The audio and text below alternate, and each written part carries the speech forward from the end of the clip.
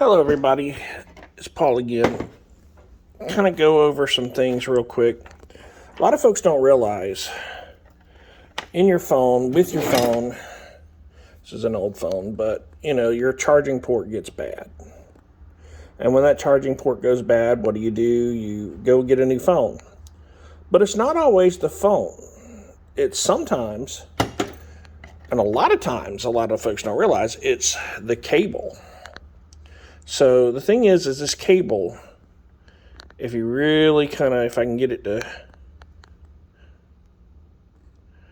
maybe, there we go in and see if I can get a good focus on it when I find it, is when you open them up, it's only that thin.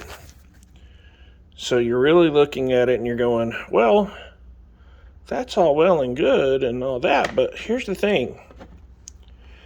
This is it compared to my finger. You see how small this is. This is called a gossamer wire.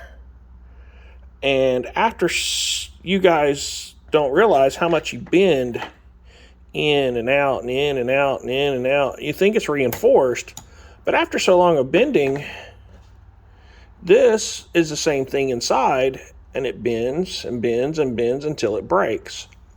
So the thing you got to remember is these cables, especially your mostly used ones by your bed, in your car, the ones that you use that are not wireless, that move a lot, average life expectancy may be a year.